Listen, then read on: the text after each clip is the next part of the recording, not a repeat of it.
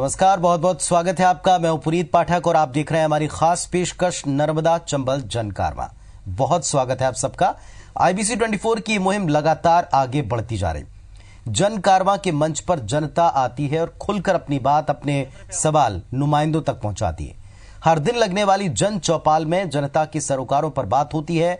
उनकी समस्याएं उन्हीं की जुबानी, उन्हीं के मुख से बाहर आती हैं और इसके लिए मंच देता है IBC 24। नर्मदा चंबल जन कारवां अब तक 21 शहरों में सफर कर चुका है और आज 22वें दिन इसका पड़ाव है मालवा का गढ़ रतलाम में। जन चौपाल लग चुकी है, सीधे आपको लिए चलते हैं। इसी जन चौपाल में हमारे सहयोगी आलोक पंड्या हमारे साथ में वहां से जुड़ रहे हैं। जी आलोक, आपके पास आते हैं। सेव और सोने की इस नगरी में क्या लोगों की मुख्य समस्याएं हैं, जानिएगा आप।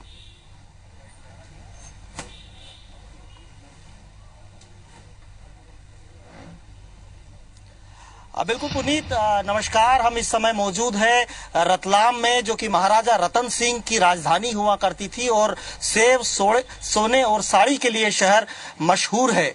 इससे पहले कि हम रतलाम के जन सरोकारों से जुड़े मुद्दे पर चर्चा करें, आइए नजर डाल लेते हैं एक बार रतलाम के वैभवशाली इतिहास पर।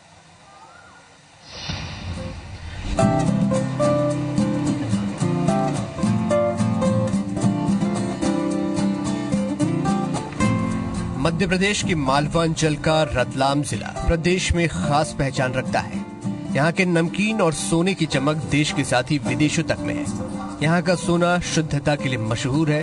वहीं रतलामी सेव का जायका देश दुनिया के लोगों की जुबान पर चढ़ा हुआ है। इतिहासकारों के मुताबिक यहाँ के पहले शासक महाराजा रतन सिंह थे। रतन सिंह और उनके बेटे राम सिंह के नाम पर शहर का नाम रतन राम पड़ा, जब बाद में रतलाम हो गया। रतलाम के अलावा सैलाना, जावरा और आलोट जिले के बड़े कस्बे हैं। रतलाम की आबादी 14 लाख से ज्यादा है और यहाँ 5 विधानसभा सीटें हैं। रतलाम के जावरा में पैदा हुए कैलाशनाथ काटजू 1957 से 1962 तक मध्य प्रदेश के मुख्यमंत्री रहे। रतलाम पश्चिम रेलवे का एक अहम केंद्र भी है। सैलाना का केदारेश्वर, कैक्टस गार्डन, बिलपांग का विरूपाक्ष महादेव मंदिर और धोलावाड़ यहाँ के मुख्य पर्यटक स्थल है। दिव्यराज सिंह राठौर के साथ आलोक पंड्या, IBC 24 रतलाम।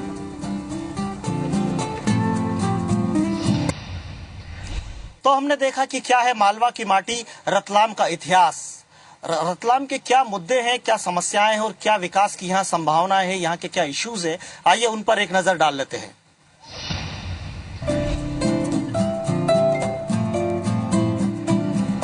रतलाम जिला नमकीन, सोना और कपड़ा मार्केट के लिए सारे देश में मशहूर है। लेकिन वक्त के साथ शहर की रौनक फीकी पड़ रही है। आधुनिक शहर की जगह ये एक बेतरतीब कस्बे में तब्दील हो गया। बुनियादी सुविधाएं अब भी लोगों की पहुंच से दूर हैं। जिले से 3-3 नदियां गुजरने के बावजूद भीषण जल संकट है। भूजल स्तर 1000 फीट तक नीचे चला गया है। कभी यहाँ उद्योगों की भरमार हुआ करती थी और दूसरे जिले के लोग यहाँ रोजगार की तलाश में आते थे।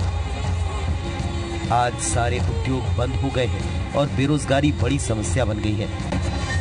रतलामी सेव के लिए बनने वाला नमकीन क्लस्टर भी प्रशासनिक उदासीनता की भेंट चढ़ गया और अब तक बन नहीं सका। उच्च शिक्षा के लिए यहाँ कोई संस्थान नहीं। स्वास्थ्य सुविधाएं बदहाल है। जिला अस्पताल जर्जर हो चुका है। पिछले साल अस्पताल का एक हिस्सा गिरने से मरीज की मौत भी हो चुकी है, लेकिन इस ओर किसी का ध्यान नहीं। ऐतिहासिक धरोहर खंडहर में तब्दील होती जा रही हैं। इन्हें संजोने की दिशा में कोई पहल नहीं की जा रही। किसी जमाने में उद्योगों के नाम से जाने जाने वाले रतलाम जिले की फैक्ट्रियां आज बंद पड़ी हुई हैं। बेरोजगारी यहाँ की सबसे बड़ी समस्या है और ग्रामीण क्षेत्रों में पलायन का हाल ऐसा कि गांव के गांव खाली हो जाते हैं। ऐसे में यह कहना गलत नहीं होगा कि रतलाम जिला विकास की दौड़ में कहीं न कहीं पिछड़ा हुआ है, जिसके जिम्मेदार यहाँ के अफसरशाही का लचर रवैया और राजनेताओं की आपसी रस्साकशी है। कैमरा पर्सन नरेंद्र के साथ दिव्यराज सिंह, IBC 24 रतलाम। तो रतलाम के इन्हीं सब मुद्दों पर हम अगले 1 घंटे चर्चा करेंगे और हमारे साथ में रतलाम के जिम्मेदार जनप्रतिनिधि मौजूद हैं, इसके अलावा बुद्धिजीवी और जो कि शहर से सीधे सीधे कहीं न कहीं वास्ता रखते हैं, रूबरू होते हैं, चिंता रखते हैं शहर के विकास की, वो तमाम लोग हमारे साथ में मौजूद है। मैं अपने कैमरा पर्सन साथी से कहूंगा कि एक बार परिचय करवाएं। हमारे साथ में रतलाम की महापौर डॉक्टर सुनीता यारदे जी मौजूद हैं, इसके साथ में विष्णु त्रिपाठी जी जो कि रतलाम विकास प्राधिकरण के अध्यक्ष रहे हैं, बीजेपी के नेता हैं, वो मौजूद हैं, और पारस सकलेचा जी जो कि पारस दादा के नाम से मौजूद हैं, पूर्व विधायक और पूर्व महापौर रहे हैं, वो मौजूद है। डीपी धाकड़ जी जो कि कांग्रेस के नेता हैं, यहाँ जिला पंचायत के उपाध्यक्ष है, वो मौजूद हैं।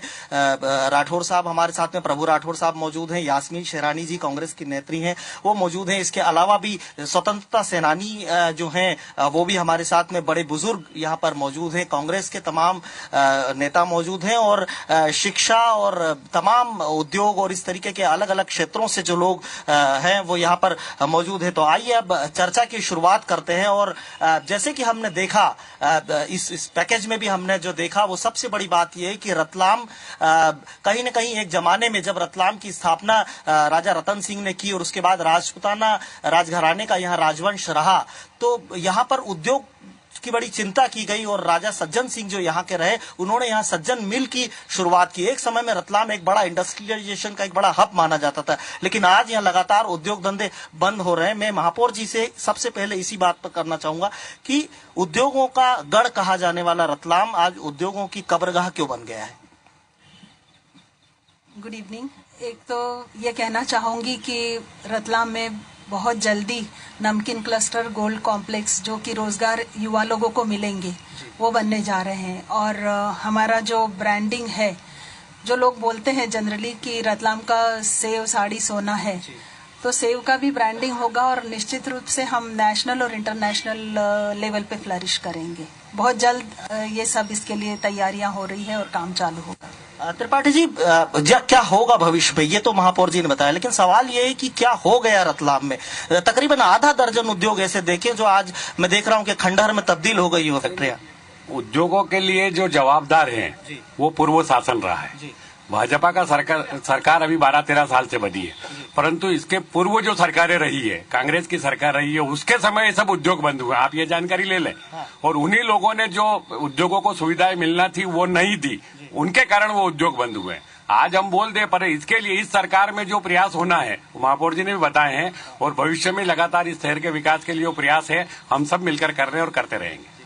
ये देखिए, सवाल अब चूंकि इधर से आया है, पारस जी आप तो यहाँ के महापौर भी रहे और विधायक भी रहे, जिम्मेदारी आपकी थी, आपके जमाने में उद्योग बंद होते चले गए। देखिए, उद्योगों का बंद होना जिस बात की विष्णु जी कह रहे हैं कि उस जमाने का हुआ, मेरा इनसे पूछना कि 12 साल से 13 साल से इनकी सरकार है, आपने कितने उद्योग डलवाए?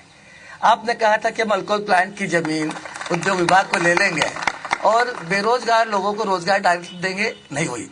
महापौर जी ने नमकीन क्लस्टर की बात की। मैं महापौर जी को बता दूं कि नमकीन क्लस्टर जिस बेतरतीब तरीके से बनाया गया कि 180 वहां इंडस्ट्रियल प्लांट काटे गए, उसमें से मात्र 7 प्लांट बिके। अब 7 प्लांट में महापौर जी कितनों को नौकरी लगवा देंगे? आखिर आपकी नीति गलत है। आप उद्योगों को जिस तरीके से आपने बड़े लोगों के हाथ में, बड़े घरानों के हाथ में उत्पादन को सौंप दिया है, उससे छोटे उद्योग लगातार बंद हो रहे हैं। किसी जमाने में छाते का उद्योग जाना जाता था, किसी जमाने में कापर वायल का उद्योग जाना जाता था, किसी जमाने में ये तांबे के बड़े बर्तन बनाने का उद्योग जाना जाता था। आज वो सारे लघु उद्योग जो रोजगार देते थे कब्र में बदल गए हैं। और ये 13 साल से क्या कर रहे हैं? ग्लोबल बिड करते हैं। 8,000 करोड़ रुपया ग्लोबल बिड के नाम पर पिछले 10 साल में खर्च कर दिया। चलिए मैं पीछे जनता से पूछ लेता हूं, क्योंकि ये जो इंडस्ट्रियलाइजेशन की बात है, क्या लग रहा है आपको रतलाम में कितनी संभावना है उद्योगों की? रतलाम में पिछले 13 साल से हम देख रहे हैं, जैसे विष्णु त्रिपाठी जी ने बताया, अभी जो विकास प्राधिकरण के अध्यक्ष रह चुके हैं, विकास का और भाजपा का दूर दूर से कहीं तक कोई नाता नहीं है। अभी तक तो रतलाम विकास प्राधिकरण के अध्यक्ष की घोषणा भी नहीं कर पाई बीजेपी की आपसी फूट, और विकास की बात करना तो बहुत दूर की बात है। और आगे कहीं से कहीं तक कोई नजर नहीं आ रहा है। झूठे सपने दिखा के रतलाम की जनता को हमेशा लूटा गया है। धार्मिक भावनाओं के आधार पर राजनीति करके और लोगों ने अपनी कुर्सियां आके बैठे हैं रतलाम के अंदर। ये थोड़ा सा पॉलिटिकल मामला हो गया है, लेकिन मैं जो सवाल पे फिर से वापस लौटना चाहूंगा, आपसे पूछना चाहूंगा कि उद्योगों की एक तरीके से देखा जाए तो रेलवे की बहुत अच्छी लाइन है, यहाँ तमाम फैसिलिटीज, उसके बावजूद भी देखते हैं कि आधा दर्जन से ज्यादा उद्योग यहाँ बंद हो गए। ऐसा नहीं है। अभी जब से बीजेपी की सरकार मध्य प्रदेश में और केंद्र में बनी है, तब से विकास कार्यों की एक तरह से बाढ़ आ गई है। हमारे मित्र जो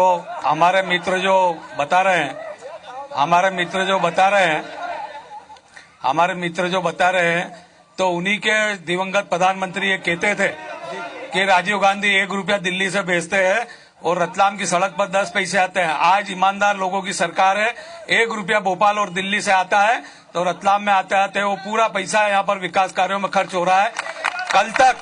कल तक जब कांग्रेस की सरकार थी तो लोक निर्माण विभाग का एक छोटा सा उदाहरण बताता हूं कि उज्जैन संभाग का लोक निर्माण विभाग का रखरखाव का जो बजट रहता था वो मात्र 100, 150, 200 करोड़ रहता था। लेकिन आज भारतीय जनता पार्टी की सरकार में रतलाम से बाजना की सड़क 110 करोड़ की लागत से बन रही है। बड़े शर्म की बात है, उनको ईमानदारी से इस बात को स्वीकारना चाहिए। और रतलाम नगर के अंदर इंफ्रास्ट्रक्चर में जो तेजी से विकास कार्य हो रहे हैं, निश्चित ही यहाँ पर नए उद्योगों की आवक होगी और उद्योगपति उद्योग की संभावना और अपने लाभ और हानि को देखते हुए उद्योग लगाते हैं, न कि किसी की सरकार या किसी के कहने से लगाते हैं। इस बात का भी उनको ध्यान रखना चाहिए। चलिए, बिल्कुल आपने बिल्कुल सही बात कही। सवाल यह है कि सेव जो है, रतलाम का नमकीन जो है बड़ा फेमस है और पूरे हिंदुस्तान में रतलाम के नमकीन को जाना जाता है और ये बात तकरीबन 1 दशक से चल रही है कि रतलाम में नमकीन का क्लस्टर बनाया जाए। लेकिन ऐसी क्या परेशानी है कि आज भी ये जो पूरा बिखरा हुआ उद्योग है? महापौर जी से ये पूछना चाहता हूँ, जो आप कह रहे हो कि नमकीन का यहाँ पे विकास होगा, तो केवल 7 प्लाट आवंटन करने से हो जाएगा क्या रतलाम का विकास? नमकीन क्लस्टर का प्रण चल पाएगा क्या? आप कुछ कहना चाहेंगे नमकीन को लेकर? नमकीन क्लस्टर में साहब ये है कि जो योग्य व्यक्ति हैं उनको पहले तो प्लाट आवंटन नहीं किए गए। दूसरी बात, अपने लोगों को देख के, अपने वालों को देख के प्लाट आवंटित किए गए। ये 150 प्लाटधारियों में से 7 प्लाट आवंटन होना इस बात का दर्शाता है कि अपने चहेते लोगों को प्लाट आवंटित किए गए। मैं इसका जवाब ले लेता हूं, फिर मैं आपके पास आता हूं। पहले जवाब ले लेता हूं। महापौर जी, आप बताइए, ये जो नमकीन क्लस्टर एक सपना है रतलाम का, लेकिन वो सपना क्यों पूरा नहीं हो पा रहा? अभी तक 7 प्लाट का आवंटन हुआ नहीं, पूरा होगा ना। अभी 180 प्लॉट का है, 7 हुए हैं। अभी धीरे धीरे लोग लेंगे जैसे संभावना। जिसको अभी हमने मना तो करा नहीं है और लेने के लिए भी मना नहीं है, आए और ले। विष्णु जी, 5 साल से मैं देख रहा हूँ, मैं 5 साल में 5 बार आया रतलाम में। ये नमकीन क्लस्टर जमीन पर क्यों नहीं आ रहा? नहीं, बिल्कुल, अब तो आप पूरा डेवलपमेंट तैयार हो गया है और अति शीघ्र समय के पहले आ जाएगा। अब ये उद्योग तो अच्छा, नमकीन तो रतलाम में घर घर में है और नमकीन तो पूरा रतलाम का पूरे हिंदुस्तान में मशहूर है, तो इसलिए उसकी ब्रांडिंग की भी आवश्यकता नहीं है। वो तो क्लस्टर बनाना और एक स्थान पे बने, उसकी तैयारी चल रही है। और बाकी जो हमारे साथी कह रहे हैं प्लाट नहीं बिके हैं, तो वो अगर उनको लगाना उद्योग तो आए ना, लगाए ना। सिर्फ बातें करने से काम थोड़ी चलेगा, मैदान में भी आए और उनके पास अगर कोई है लेने वाला तो उसको लेके आए, उसको दिलवाएंगे। चलिए धाकड़ जी, सवाल एक और है। ये उद्योगों की बात हो चुकी, सबसे बड़ी बात ये है कि रतलाम में चूंकि हम नर्मदा चंबल जनकारवा को लेकर चले हैं और ये नदियों से जुड़ा हुआ एक हमारा पूरा सामाजिक सरोकार से जुड़ा हुआ मामला है, तो रतलाम से 3 नदियां होकर गुजरती है, चंबल, मलेनी और माही। और सबसे बड़ी बात यह है कि रतलाम का जो भूजल स्तर है वो 1000 फीट के नीचे जा पहुंचा है और एक भी इरिगेशन का हमको नहीं दिखता कि कोई योजना बनाई। धाकड़ साहब, आप चूंकि किसानों की भी बात करते हैं, ये बताइए कि क्या यहाँ पर सिंचाई की क्या सुविधा है किसानों के लिए? सबसे पहले तो यह है कि इस सरकार में जो 15 साल हो गए इन लोगों को, पूरा मालवा ही दुर्भाग्य है कि इतने ज्यादा बीजेपी के विधायक चुन के गए हैं विधानसभा में, लेकिन शिवराज जी सरकार ने एक भी मंत्री मालवा में नहीं दिया। तो नेतृत्व करने वाला, सरकार में हमारी बात रखने वाला कोई है ही नहीं। और उसका नतीजा ये हुआ कि जब मुख्यमंत्री जी आते हैं तो वो घोषणाओं का पिटारा यहाँ आते हैं, 15 मिनट की अपनी स्पीच में पूरा खोल देते हैं और यहाँ के जो जनप्रतिनिधि वो तालियां बजाते हैं। आपको मैं बता देना चाहता हूं कि हमारे रतलाम की भाग्य रेखा बनने वाली जामण पाटली नदी में मुख्यमंत्री जी पैदल पैदल चले थे और 17 करोड़ का ऐलान किया था, भूमि पूजन किया था। आज दिन तक एक डेला नहीं लगा है। कनेरी बांध में आप देखेंगे 2007 में मुख्यमंत्री जी ने घोषणा करी थी। लोकसभा चुनाव के पहले दुर्भाग्य हमारा कि पुरानी मशीनें लाके कनेरी में रख दी और लोकसभा चुनाव करने आ गए। आज दिन तक एक डेला नहीं लगा। इनकी कथनी और करनी में अंतर है। करने वाले अगर होते तो मेरा पिपलोदा डार्क जोन नहीं होता। बिल्कुल, देखिए ऐसे कई इलाके हैं, पिपलोदा की बात हुई, ऐसे कई इलाके हैं रतलाम में जो कि डार्क जोन में पहुंच चुके हैं। हमारे साथ में यहाँ किसान भी मौजूद है और तमाम अलग अलग वर्ग से लोग मौजूद हैं। आप बताइए कि क्या यहाँ की सिंचाई की क्या स्थिति है? सिंचाई के लिए चूंकि आपने बताया कि माही, चंबल और इसके मलेनी के अलावा क्षिप्रा नदी है, लूनी नदी है और भी नदियां बहती है, किंतु किसी पे भी एक भी डैम नहीं है आज तक। और सिंचाई 1000 फीट से नीचे चला गया जलस्तर, पर अभी तक उस जलस्तर को मेंटेन कैसे किया जाए, आगे तक नहरें होना चाहिए। और नहर नाम के, डैम नाम की कोई चीज मेरे को यहाँ दिखती नहीं है रतलाम जिले में। तो बिल्कुल कहीं ना कहीं अब ये जो मामला है जो कि आम किसान से जुड़ा हुआ मामला और इरिगेशन एक बहुत महत्वपूर्ण इशू है, इस पर हम पूछ लेते हैं। आप ये जो जिस तरीके से सवाल यही है कि जमीन का जो पानी है वो धीरे धीरे नीचे पहुंचता जा रहा है। सिंचाई का कोई, दूसरे जिलों में हमने देखा कि सिंचाई के बहुत अच्छे साधन है, नहरें, लेकिन यहाँ नहरों का कोई ऐसा विकास होता नजर नहीं आया। ऐसा नहीं है। यदि मध्य प्रदेश और रतलाम जिले में अगर नहरों का और सिंचाई का विकास नहीं होता तो कांग्रेस की सरकार के समय में जब केंद्र में सरकार थी तो 2 बार हमारे प्रदेश को कृषि कर्मण पुरस्कार मिला है और लगातार 5 बार कृषि कर्मण पुरस्कार मिलना है कि इस बात का द्योतक है कि निश्चित ही हमारी प्रदेश की सरकार ने, हमारे जनप्रतिनिधियों ने इस प्रदेश के किसानों को खेती का लाभ का धंधा बनाने के लिए और उनके गांव गरीब किसान के खुशहाली है उस जीवन में, वो इसी बात का प्रतीक है कि लगातार 5 वर्षों तक कृषि कर्मण पुरस्कार मिलना। और दूसरा, जहां तक सिंचाई सुविधाओं का सवाल है तो कुंडाल डैम, जहां पर हमारे कुछ विरोधी नेताओं ने यह आरोप लगाया था कि विधायक की जमीन डूब में आ रही है इसलिए कुंडाल डैम नहीं बन रहा है, लेकिन हमारे रतलाम नगर के विधायक और जिले हमारे प्रदेश के मुख्यमंत्री जी ने इस बात को चुनौती से लेते हुए वह कुंडाल पर विशाल लगभग 2800 हेक्टेयर भूमि के अंदर सिंचित भूमि होगी और उसका टेंडर भी पास हो गया। कुछ इस दिनों के अंदर माननीय मुख्यमंत्री जी आकर उसका भूमि पूजन कर विधिवत काम की शुरुआत करेंगे। और दूसरा कानेरी डैम जो कांग्रेस के शासन के समय कानेरी डैम जो हमारे लोकसभा के सांसद थे कांतिलाल जी भूरिया, वहां पर वन विभाग की एनओसी न आने के कारण वो डैम रुक गया था, लेकिन हमारी केंद्र के अंदर सरकार बनी और उन्होंने उस वन विभाग के रोड़े को हटकाकर कानेरी डैम का भूमि पूजन करके उसका काम भी प्रारंभ कर दिया। और एक तरह से इस पूरे जिले के अंदर किसानों को पर्याप्त पानी खेती के लिए मिलेगा। और आज ये बौखलाकर जो ये कर रहे हैं ये जनता नहीं सुनने वाली है। कांग्रेस गर्द के अंधेरे में हमारे प्रधानमंत्री मोदी जी ने यह निर्णय लिया है कि कांग्रेस इस देश से समूल साफ कर दिया जाएगा और निश्चित ही वो सारे देश के अंदर साफ हो रही है। तो सवाल कांग्रेस को साफ करने का नहीं था, सवाल सिंचाई का था। मैं एक बार जवाब इधर से ले लेता हूँ, आप कुछ कहना चाहते? भैया, कांग्रेस मुक्त देश की बात कर रहे हो आप, भाजपा को कांग्रेस युक्त कर रहे हो। अशोक जी, बार बार कांग्रेस को कोसना बंद करो। देखो, जब भी कभी संरक्षण की बात आती है तो संरक्षण तब करना पड़ता है कि जब किसी वस्तु की कमी आ रही हो।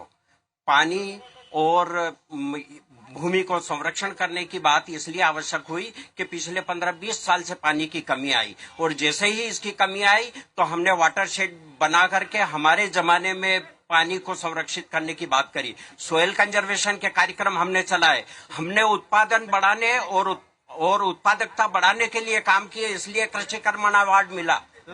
तो कहीं ना कहीं ये जो मुद्दे हैं, इन मुद्दों पर बहस आगे भी जारी रहेगी। अभी वक्त है एक ब्रेक का।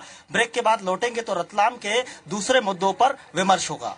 ब्रेक के बाद आपका स्वागत है। ब्रेक के पहले जब हम बात कर रहे थे तो रतलाम के सिंचाई साधनों की हम बात कर रहे थे और अब जो है चूंकि हम देखते हैं यहाँ पर किसान भी मौजूद है, रतलाम के जो किसान है वो भी मौजूद है, हम उनसे बात कर लेते हैं। यहाँ पर जो है रतलाम का किसान जो है काफी पूरा नाम है उसका, स्ट्रॉबेरी और अंगूर की खेती की है। क्या लगता है आपको, क्या स्थिति है सिंचाई के साधनों की और दूसरी स्थितियों की? सर, अगर सिंचाई की साधन और सरकार की नीति है कि कृषि लाभ का धंधा बने तो आप तितरी मथुरी देख सकते हैं, वहां न जाने कितने बगीचे उजड़ चुके हैं और आप देख रहे हैं कि मैं सुन रहा था अशोक जी की बात, तो वो कह रहे थे कि हम मध्य प्रदेश को 3-4 बार कृषि अवार्ड मिल चुका है। मध्य प्रदेश को अगर कृषि अवार्ड मिलता है तो मैं पूछना चाहूंगा कि आत्महत्या किसानों की जो हो रही है तो उसमें संख्याओं में इजाफा क्यों हुआ? अगर मान लो आपको अवार्ड मिल रहा है तो किसान आत्महत्या क्यों कर रहा है? बिल्कुल बिल्कुल। और एक सवाल और इधर से ले लेते हैं। बिजली की समस्या यहाँ किसानों को कैसी क्या स्थिति? सर मैं प्रीतम नगर से बोलता हूँ, रमेश ढूंढियार, कि जैसे हमारे घरेलू बिजली है उस पे ना था तो वायर तार कुछ भी नहीं, मीटर का ही नहीं, पोल खड़े करे ने मतलब 3-4 साल हो गए। बिल अब छोड़ा 7,000-8,000। और सीमांत किसान का ये कूड़ा बावड़ी की जो लाइट है ट्यूबवेल की वो काट दी, जबकि बिल बाकी नहीं है उस पे। और ये बिल्कुल। अब इसका जवाब ले लेते हैं। तो हमारे साथ में रतलाम के विधायक चेतन कश्यप जी आ गए हैं। हम उनका स्वागत भी करते हैं और इस सवाल के साथ स्वागत करते हैं कि किसानों को कृषि का धंधा लाभ का धंधा बनाना है। और यहाँ की खेती तो बड़ी अव्वल खेती मानी जाती है, लेकिन ये जैसे बता रहे हैं कि बुरे हालात है, सिंचाई की स्थिति बहुत अच्छी नहीं है, इरिगेशन की कोई बड़ी स्कीम रतलाम में नहीं आई, बिजली का संकट है। रतलाम ग्रामीण के अंदर 2 बड़ी कृषि योजना है जो काफी लंबे समय से रुकी हुई थी। कनेरी का डैम, उसके आज निर्माण कार्य प्रारंभ हो चुका है कम से कम पिछले 3 माह पूर्व। और दूसरा कुंडाल का डैम, उस डैम के माध्यम से भी 2,000 हेक्टेयर के अंदर सिंचाई होना है। तो यह कहना कि सिंचाई के रतलाम में कार्य प्रारंभ नहीं हुए, जिले के अंदर सेलाना के अंदर कई लंबे समय से रुकी हुई कई 10 से 12 परियोजनाएं चालू हुई है। और जहां तक सवाल है किसानों की आत्महत्या का, तो मुझे नहीं लगता है कि रतलाम जिले में कोई किसान की आत्महत्या हुई है। एक और इनके अंदर पूरे प्रदेश में भी जब भी ऐसे आरोप लगे हैं तो हमारे मुख्यमंत्री जी के द्वारा उनकी विवेचना की गई और कई मामलों में कई उनकी अलग विशेष पारिवारिक परिस्थितियों का भी उदाहरण सामने आया है। और अगर कोई इनके हिसाब से अगर कोई व्यवस्थित कोई किसान की आत्महत्या है तो उसके बारे में बराबर हमारे मुख्यमंत्री संवेदनशील है। और पिछले 4 सालों के अंदर लगातार 21% से ज्यादा कृषि की ग्रोथ का कृषि कर्मण अवार्ड जो यूपीए केंद्र की सरकार, यूपीए की सरकार के समय में भी मध्य प्रदेश को मिला है। और 20 से 21% की जो ग्रोथ है, और उसका सीधा तथ्य है कि सिंचाई की सुविधाएं जो पिछले 70 सालों के अंदर नहीं 100 सालों के अंदर पूरे 8 लाख हेक्टेयर की सिंचाई की योजनाएं बनी थी। और मुख्यमंत्री शिवराज सिंह चौहान के आने के बाद में आज 40 लाख हेक्टेयर के अंदर सिंचाई हो रही है पिछले 12 सालों के अंदर। और अगले 70 लाख हेक्टेयर की सारी योजनाएं, 40,000 करोड़ के नए प्रकल्प हमने करीब स्वीकृत कर चुके हैं। तो मध्य प्रदेश का पूरा नक्शा बदलने वाला है। और खास करके नर्मदा से जो हमें पानी मिलना है, नर्मदा उद्वहन की सिंचाई योजना है, शिप्रा गंभीर लिंक, और जो नर्मदा से शिप्रा के अंदर पानी देवास के अंदर डाला गया है, ये देश की एक अनुपम योजना है। और मैं इसका पारस जी, मध्य प्रदेश का नक्शा बदलने वाला है, क्या रतलाम का नक्शा बदलेगा?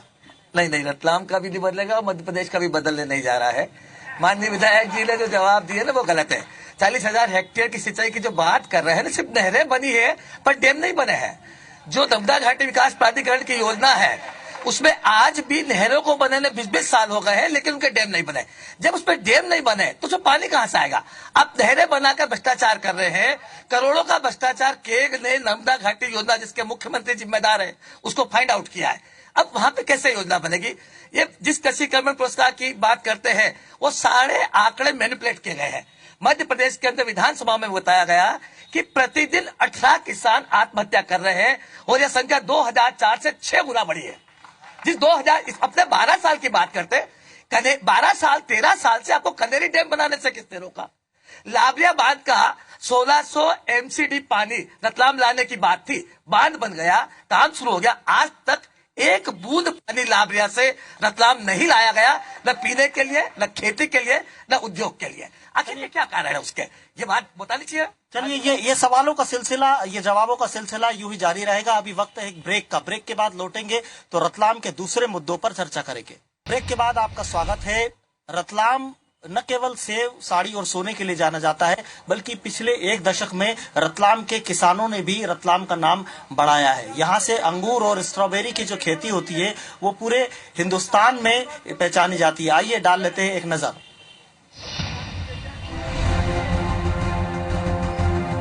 रतलाम जिला देश और दुनिया के नक्शे पर अपनी पहचान बना चुका है। यहाँ बनने वाला नमकीन हजारों लोगों की आजीविका का जरिया है। यहाँ का सोना शुद्धता के लिए जाना जाता है और यहाँ का कपड़ा मार्केट ऊंची क्वालिटी और किफायती दाम के लिए मशहूर है। वहीं अब यहाँ के किसान भी उन्नत तकनीकों का इस्तेमाल कर नए आयाम गढ़ रहे हैं। अंगूर, अनार और स्ट्रॉबेरी की खेती में जिले को नई पहचान मिली है।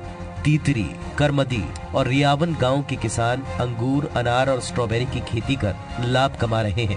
तीतरी गांव के अंगूर की वाइन विदेश में एक्सपोर्ट की जा रही है। दिव्यराज सिंह राठौर के साथ आलोक पंड्या, IBC 24, रतलाम। ब्रेक के बाद आपका स्वागत है। रतलाम के और भी संजीदा मुद्दे हैं। सबसे बड़ा मुद्दा यह है कि रतलाम की सेहत कितनी ठीक है और कितनी खराब है। पिछले दिनों एक खबर यहाँ की थी जो सुर्खियां बनी थी कि यहाँ का जो जिला अस्पताल है उसका एक हिस्सा गिर गया था और उसमें 3 लोगों की मौत हो गई थी। तो सवाल यही है कि हम आपसे जानना चाहते हैं कि रतलाम में जो हेल्थ फैसिलिटी है पूरे जिले में, आप कैसे देखती हैं उसको? रतलाम की जो हेल्थ फैसिलिटी है, जो आपने अभी बताया कि रतलाम का जो जिला अस्पताल का हिस्सा गिरा था, वो तो खैर एक बहुत बड़ी न्यूज थी, लेकिन छोटे उसमें मैं आपको बताना चाहूंगी क्योंकि मैं रतलाम में स्वयं एक जनप्रतिनिधि रही हूं और रतलाम के बारे में बहुत कुछ जानती हूं। मैं अपना एक पर्सनल बता सकती हूं कि जब मेरी बेटी की अभी 4-5 महीने पहले काफी तबीयत खराब हो गई थी, तो मैं आपको रतलाम की हेल्थ फैसिलिटीज बता रही हूं। यहाँ के जितने प्राइवेट डॉक्टर्स होते हैं वो रात को 12 बजे के बाद मरीजों को लेना पसंद नहीं करते, कारण पता नहीं क्यों। और उसके बाद वो आइडिया देते हैं कि आप एक काम करिए कि जिला अस्पताल या फिर बाल चिकित्सालय में जाइए। बाल चिकित्सालय में मैंने सोचा कि चलो सबसे पहले इस बार इसी को ट्राई करते हैं। मैंने और किसी को फोन भी नहीं किया था, मैं सीधे बाल चिकित्सालय गई क्योंकि मैं वहां की स्थिति देखना भी चाहती थी कि जो लोग बोला करते हैं कि चिकित्सा की व्यवस्था बहुत ज्यादा खराब है। जब मैं वहां पर एंटर हुई तो इतनी जबरदस्त वो गंदगी, डॉक्टर्स वहां थे नहीं ऑन ड्यूटी। मैंने वहां जाके पूछा कि इसकी, क्योंकि मेरी बेटी की तबीयत ज्यादा खराब हो रही है, तो उन्होंने कहा आप प्राइवेट में क्यों नहीं गए? मैंने कहा प्राइवेट में चले जाएंगे पर मैं यहाँ देखना चाह रही थी। वहां गई तो हमको बोले अच्छा आपको हम स्पेशली आईसीयू में कर देते हैं, आप आईसीयू में आओ। आईसीयू में स्थिति ये हो गई थी कि सामने इतना बड़ा डस्टबिन पड़ा हुआ था, उसमें जमाने भर का कचरा, मतलब उसको देख के मुझे वॉमिट सेंसेशन स्टार्ट हो गया था। और बेटी ने 2 वॉमिट की तो उसके पास कोई वो नहीं, उनके पास पॉट नहीं था कि वो बोले, हमको बोलते मैडम ऐसा करिए, उनको क्योंकि मालूम भी नहीं था और मैंने अपना परिचय भी नहीं दिया। आपने बिल्कुल एक अपना जो खुद की आप बीती आपने सुनाइए। आइए हम आपको क्या लगता है रतलाम जिले में हेल्थ फैसिलिटी कैसी है? रतलाम जिले में हेल्थ फैसिलिटी के लिए तो कोई सुविधा नहीं है, क्योंकि यहाँ पर मेरी बालिका भी अभी कुछ दिन पहले बीमार हुई थी, उसके लिए भी हम लोग गए थे। और तो उसके अलावा जब भी मैं भी सरकारी हॉस्पिटल, क्योंकि यहाँ पर सरकारी हॉस्पिटल पर बिल्कुल भरोसा नहीं किया जाता है। आपका क्या मानना है रतलाम जिले की जो स्वास्थ्य सुविधा है उसमें क्या स्थिति उसकी? रतलाम जिले में निरंतर रूप से विकास के कार्य हो रहे हैं। अभी एक बहुत बड़ी बात बताई, जो लोग चिल्ला रहे हैं, चिल्ला के बोल रहे हैं, मैं उनसे पूछना चाहूंगी कि जब उनकी सरकार थी तब विकास के कार्य प्रारंभ क्यों नहीं हुए? रतलाम में विकास के कार्य क्यों नहीं हुए? मेडिकल कॉलेज है ना, रतलाम की सौगात है। नमकीन क्लस्टर रतलाम की सौगात है। ये सारे कार्य रतलाम में हो रहे, ये कार्य क्यों नहीं दिख रहे?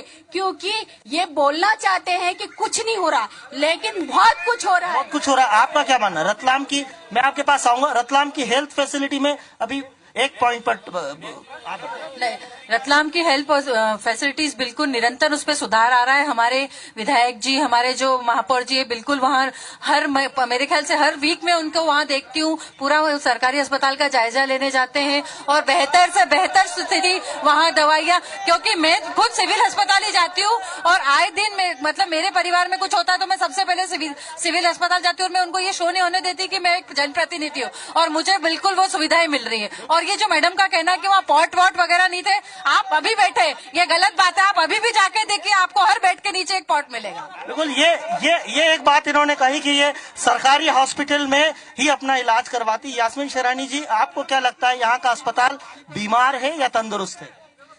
यहाँ का जो अभी मैडम बता रही है कि लगातार यहाँ की तरक्की होती जा रही है हॉस्पिटल की। अभी 8 रोज पहले की बात बताऊं, एक गरीब महिला थी और मैं निरंतर सभी पत्रकारों को पता है कि मैं 2 या तीसरे रोज हॉस्पिटल जाती रहती हूँ। एक महिला बिल्कुल सीरियस बाहर पड़ी हुई, उसका बालक दौड़ता हुआ आया क्योंकि वो मुझे पहचानते, बोले मैडम मेरी माँ तड़प रही। जब मैं वहाँ हॉस्पिटल में आईसीयू रूम में गई, सिस्टर को बोला कि इस बेचारी इस लेडीज को आप ले लीजिए, बोले मैडम बेड खाली नहीं है। मैं गया, जब उसको डॉक्टर चंदेलकर को मैंने फोन लगाया तो उन्होंने बोला कि इसका ईसीजी मेरे व्हाट्सएप पे डालिए। जब व्हाट्सएप पे डाला तो बिल्कुल सीरियस हालत में थी, और जब मैं खड़ी रही और मेरे खड़े हुए रहते हुए उस लेडीज को एक बेड जैसे तैसे खाली करके उस पर डलवाया, पर वो तड़पते हुए मर गई। यहाँ की यह हालत है हॉस्पिटल। सवाल बहुत ही गंभीर सवाल है और बहुत ही, चूंकि इस पर हम बात करना चाहेंगे। आप कुछ कहना चाह रहे हैं? आप कुछ कहना चाहेंगे? रेड क्रॉस के चेयरमैन हमारे साथ रेड क्रॉस के चेयरमैन मौजूद हैं। आप बताइए हेल्थ फैसिलिटीज कैसी? हेल्थ फैसिलिटी में अभी निरंतर काफी सुधार है। अभी आप सफाई व्यवस्था भी हॉस्पिटल की देखेंगे तो आपको हॉस्पिटल क्लीन मिलेगा। कल ही हमने कुछ डॉक्टरों का सम्मान इसलिए किया है, मैं कल ही गया था, हाँ आगे कल ही अभी डॉक्टरों का सम्मान किया है, वो इसीलिए किया है कि वो निरंतर अपनी सेवा दे रहे हैं। अभी नया जो एक प्रोजेक्ट बन रहा है डेंसिफिकेशन का, उसके अंतर्गत सारी फैसिलिटी वहाँ मिलने लग जाएगी और मेडिकल कॉलेज जब आएगा तो निश्चित रूप से एक अच्छा स्वरूप रतलाम को मिलेगा। काफी काम हो रहा है, एम्बुलेंस वगैरह सुविधा कहीं नहीं है। मेरा दावा मध्य प्रदेश की सबसे ज्यादा एम्बुलेंस सुविधा है और ये है तो रतलाम में है। आप क्या कहते हैं भाई साहब? सबसे पहले IVN को आज इसका शैल धन्यवाद।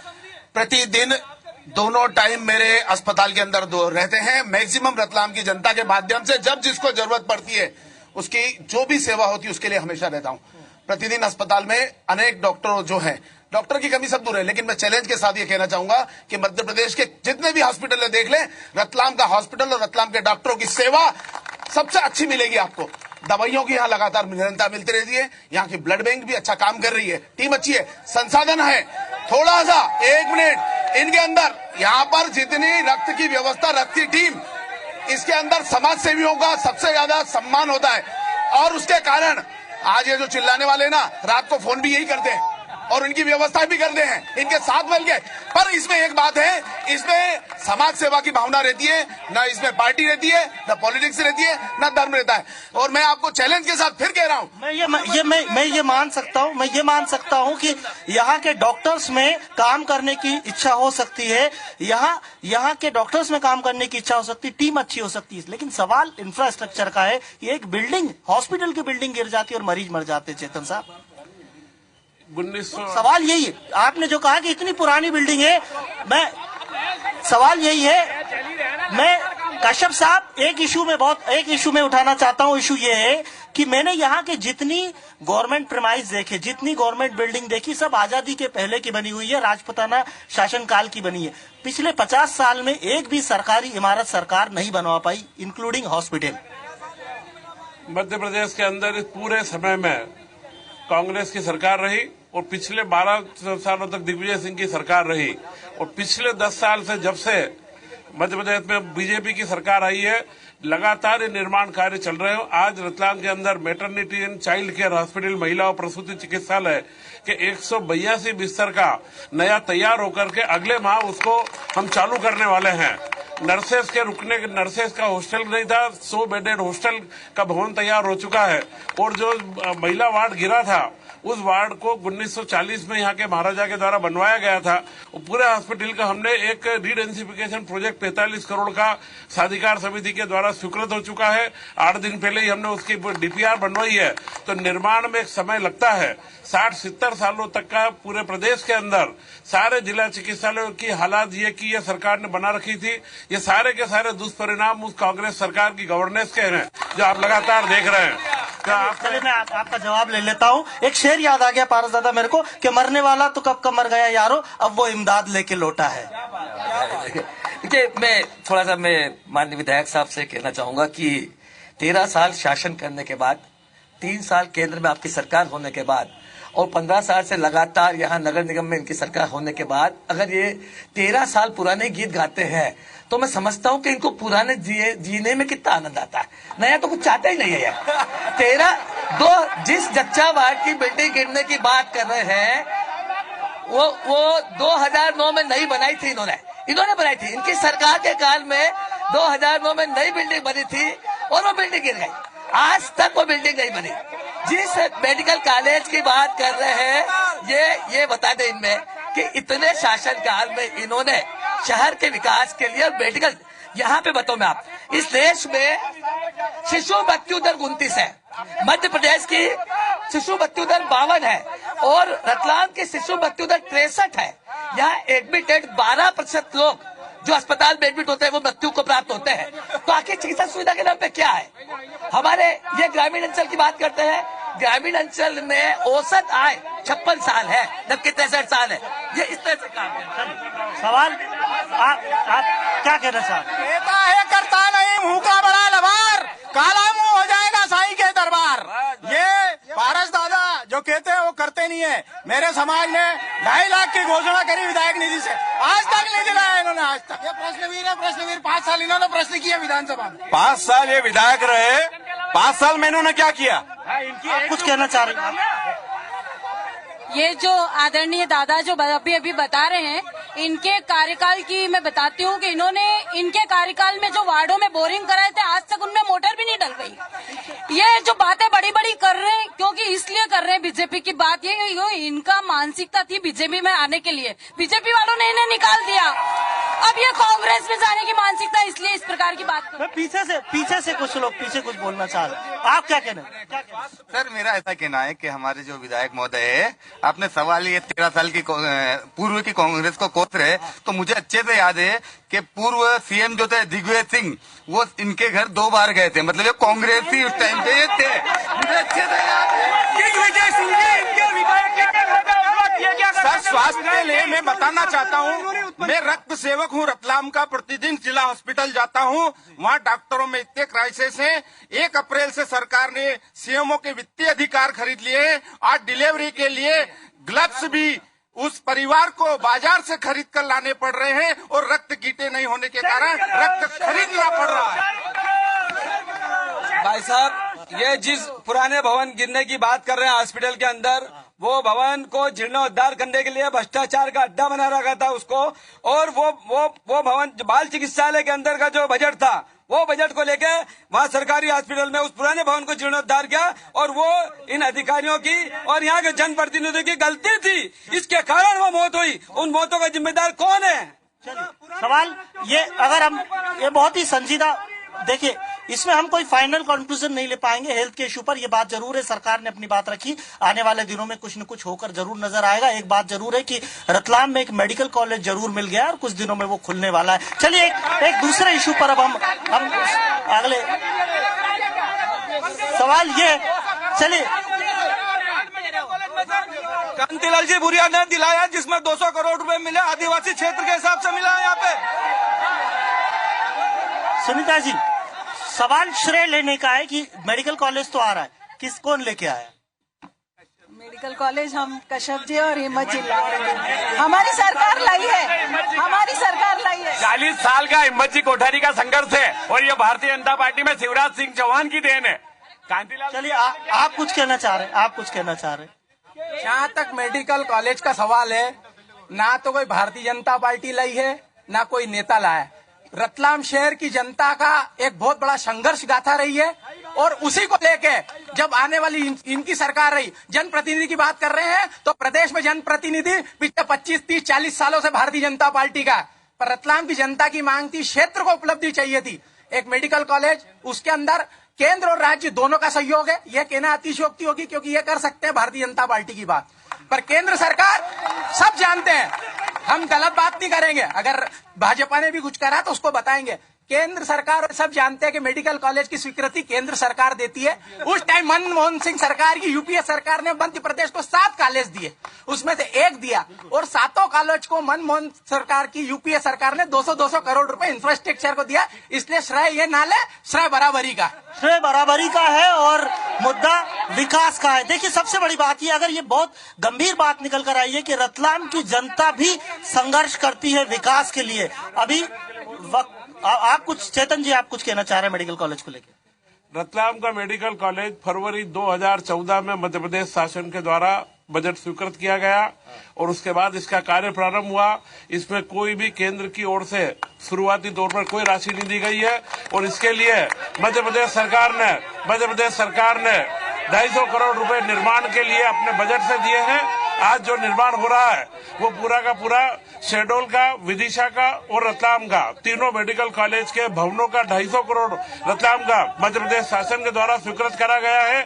और ये मेरे विधायक बनने के बाद फरवरी 2014 में इसकी शुरुआत हुई और ये सारे मेडिकल कॉलेज का निर्माण हो रहा है। केंद्र सरकार की एक योजना जरूर थी, परंतु उस समय न तो इसकी कोई मान्यता दी थी और न कोई विचार बना था। वह सिर्फ एक कागजी घोषणा मात्र थी। और जो 6 मेडिकल कॉलेज की बात थी, उसके बाद वह नियम भारतीय जनता पार्टी की केंद्र की सरकार ने आकर के उन नियमों को बदला है और उन नियमों के मान से जिला चिकित्सालय को लिंक करके जो कॉलेज चलेंगे उनके अंदर वो पैसा मिलेगा। जबकि रतलाम में जो मेडिकल कॉलेज है 750 बिस्तर का अपना स्वयं का उसके अंदर हॉस्पिटल हम बना रहे हैं और अगले 1 वर्ष के अंदर अगले साल से मेडिकल कॉलेज में हम लोग एडमिशन प्रारंभ करेंगे। ये पूरी प्रक्रिया 4 साल में हमने संपूर्ण करी है। चलिए, ये अभी वक्त है ब्रेक का, क्योंकि हमको दूसरे मुद्दों पर भी चर्चा करना है। अभी वक्त है एक ब्रेक का। ब्रेक के बाद लौटेंगे तो रतलाम के राजमहल की बात करेंगे, एक ऐसी ऐतिहासिक धरोहर जो खंडहर में तब्दील होती जा रही है। आपका स्वागत है। ब्रेक के पहले काफी गर्मागर्म बहस कर रहे थे अलग अलग मुद्दों पर। रतलाम का राजमहल अपने आप में एक ऐतिहासिक विरासत है। यहाँ के जो राजपूताना शासक थे उन्होंने उसको बनाया था, लेकिन वक्त के साथ वो एक खंडहर में तब्दील होता जा रहा है। वो बड़ा संजीदा मुद्दा है, हम उस पर बात करना चाहते हैं। क्या रतलाम का जो राजमहल है वो किस तरीके से देखते हैं उसे? रतलाम नगर की एकमात्र ऐतिहासिक धरोहर रंजीत विलास पैलेस विगत कई वर्षों से दुर्दशा का शिकार हो रहा है और मध्य प्रदेश शासन द्वारा इसमें घोर लापरवाही की जा रही है। तो मैं रतलाम नगर के विधायक महोदय, समस्त राजनीतिक दलों के जनप्रतिनिधियों से अनुरोध करता हूं कि इस धरोहर के संरक्षण के लिए वे अपना पुरजोर सहयोग प्रदान करें। रतलाम जो है एक तरीके से देखा जाए तो जिला है, वो अपने आप में पर्यटन स्थल के रूप में भी विकसित हो सकता है। और खास करके रतलाम के राजमहल की बात करें, कैसे देखते हैं आप? रतलाम में जो राजमहल है उस हमारी एक पुरातत्व धरोहर है जिसको सहज के संजो के रखना चाहिए, पर यहाँ के जो हमारे जिम्मेदार प्रतिनिधि हैं उस पर कोई ध्यान नहीं दिया जा रहा है। और रजिस्ट्रार ऑफिस के जस्ट पीछे ही मैं कुछ आपको बताना चाहूंगी कि कचरे का इतना ढेर है वहां पर, इतनी गंदगी है, इतना पॉल्यूशन है वहां पर कि उस पर कोई सफाई पे भी ध्यान नहीं दिया जा रहा है। मैं सीधा और यहाँ पर रतलाम में सफाई के लिए अवार्ड मिला है। मैं यहाँ की महापौर से खुला पूछना चाहती हूँ कि वो स्वास्थ्य, स्वच्छता और सफाई पर क्या ध्यान दे रही हैं। यहाँ पर हमारी एक पुरातत्व धरोहर एक और है, अमृत सागर तालाब, जिसमें जलकुंभी ने अपना पूरी तरह से पसरी फैली है। उस पर भी मैडम ने 3 साल में क्या काम किए हैं, मैं मैडम से सवाल करना चाहती हूँ। मैं बिल्कुल सुनीता जी आपके पास आना चाहूंगा। रतलाम की ऐतिहासिक धरोहर ये जो पैलेस है, इससे बड़ा लोगों का अटैचमेंट है। दूसरी बात अमृत सागर तालाब की है। अमृत सागर का बता देती हूँ कि हम लोग का सीवरेज प्लान सैंक्शन हो चुका है और जैसे एसटीपी का प्लांट वहाँ बनेगा तो वहाँ गंदा पानी अमृत सागर में जाना बंद हो जाएगा, तो जलकुंभी अपने आप नहीं होगी। और वहाँ का नाले का डायवर्शन भी हम करने जा रहे हैं। और जलकुंभी सिर्फ 3 साल में नहीं हुई है, सालों से है। और हमने गए साल, हर साल 2 साल में हमने उसकी बराबर सफाई की। गए साल हमारे जितने सम्मानित पार्षद गणों ने अपनी खुद एक टीम बना के भरी धूप में उन्होंने बैठ के और संचालित किया था। गए साल हमने जलकुंभी निकाली थी, अभी भी हमने कराई है, सफाई चालू की है। नहीं, कोई गलत नहीं है, हमने करी है। और अमृत सागर हमारा एक, जैसा आप कहते हैं, सांस्कृतिक स्थल है, हमारे भी दिल के करीब है। हमारा गढ़ कैलाश मंदिर पास में है। निश्चित रूप से अभी जैसे ही काम चालू होगा सीवरेज सिस्टम का, तो उसमें जलकुंभी भी निकलेगी और एक सुंदर स्थल हमने झील संरक्षण योजना में शासन को भेजा हुआ है। विष्णु जी, आपका मानना है कि रतलाम का राजमहल वापस अपना वैभव लौटा सकेगा कभी? नहीं, उसके लिए वास्तव में रतलाम का राजमहल तो रतलाम का गौरव है ही है और उसका वैभव लौटाने के लिए हम सब मिलकर प्रयास करेंगे, ये विश्वास हम दिलाते हैं। चलिए पीछे से इसका चर्चा कर लेते हैं। लोगों का बड़ा अटैचमेंट है रतलाम की जनता का, क्या आपका क्या मानना है? आप कुछ दिखाना चाहते हैं? ये जो कह रहे हैं अमृत सागर तालाब की सफाई का, ये इसके अंदर झूठी बातें लिख करके देते हैं। ये 181 के ऊपर ये शिकायत है, इसके 4 के ऊपर इसकी जांच चल रही है और झूठी बातें करते हैं। ना कोई सफाई चल रही है, जलकुंभी इतनी है, उसके अंदर सीवरेज पानी जाता है और लोगों को गंदा पानी पीने के लिए रतलाम शहर नागरिकों को पीना पड़ता है। हैंडपंपों के अंदर पानी आता है गंदा उस अमृत सागर तालाब का। सवाल पेयजल से जुड़ गया है। आपका क्या पानी जो आपका क्या मानना है? मेरा जलकुंभी का मैडम ने अभी कहा कि पिछले साल सफाई कराई, पिछले साल इन्होंने क्या करा? अमृत सागर तालाब में जितना भी मलबा था और उन्होंने जेसीबी से निकाला और 12 से 15 लाख रुपए का इन्होंने नगर निगम में रखा और बाकी का बेचा। वो राशि किसके पास है? इसके लिए मैंने जन सुनवाई में इनके खिलाफ FIR दर्ज कराने की शिकायत कराई थी। इनमें 5 इनके पार्षद भी थे और 2 ठेकेदार भी थे। आप कुछ कहना चाहते हैं अमृत सागर तालाब से जुड़ के? कोई बात हम कहना चाहेंगे कि ये हर बार करते हैं और जितनी भी वैकेंसी आती है, अभी संविदा वैकेंसी आने का थी और अभी तक आई नहीं, 5 साल हो गए हैं और अभी आई थी वो वापस लैप्स हो गई है।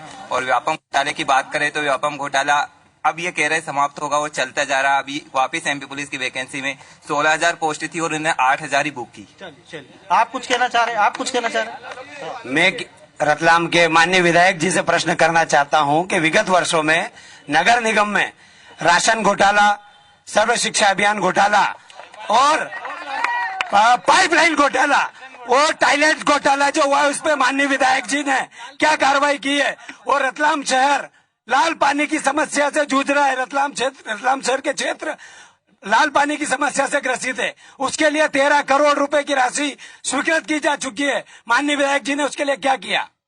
सवाल ये है, पानी की हम डाइवर्ट हो गए अमृत सागर से, आपका क्या मानना है पानी की? और एक UID SSMT घोटाले की बात मैंने सुनी, क्या अभी फिलहाल जो जैसा कि जलकुंभी के बारे में हमारे भाई ने पूछा, तो मैं बताना चाहूंगा, जब मैं हमारी नगर निगम की टीम और हमारे कुछ पार्षद साथीगण जब वहां पर बैठ के 1 महीने तक जलकुंभी का निकासी करी, तब आप लोगों में से कोई भी जिन्होंने की आंदोलन चलाया था वहां कोई भी आया क्या? एक दिन भी कोई भी आया? पहली बात नहीं, कोई भी नहीं, एक भी जने नहीं आया आंदोलन। उसके बाद सेकंड में आपको बताना चाहूंगा कि अभी आपको बहुत अच्छी आपने जो मोहरम घोटाले के लिए बोल रहे हैं उसके लिए मैं बताना चाहूंगा कि लास्ट ईयर निगम ने जो लाखों रुपए की मोहरम खरीदते थे, 1 रुपए की मोहरम नहीं खरीदी। जो वहां से मोहरम निकली थी वही बिछाई गई है पूरे शहर में और 1 रुपए की मोहरम नहीं खरीदी लास्ट ईयर। हाँ, 2.5 महीने तक हमने अमृत सागर तालाब की सफाई की। 1 रुपए की मोहरम वहां से किसी को नहीं बेची गई। वहां से जितने भी डंपर निकले नगर निगम के राजीव गांधी सिविक सेंटर में स्टॉक किया गया और बरसात काल में उस सारे मोहरम को शहर में बिछाया गया। कोई मुरम कोई कुछ नहीं बिका और अगर वो चाहे तो जांच करा ले। इस व्यक्ति ने ग्राउंड फ्लोर पर पूरा 2 महीने, मैं खुद भी गया हूँ, महापौर जी के साथ में गया हूँ, हमेशा गए, ये वहीं पे खड़े रहे। चलिए मान लेते हैं, आप कुछ कहना चाहते, क्या कहना चाहते?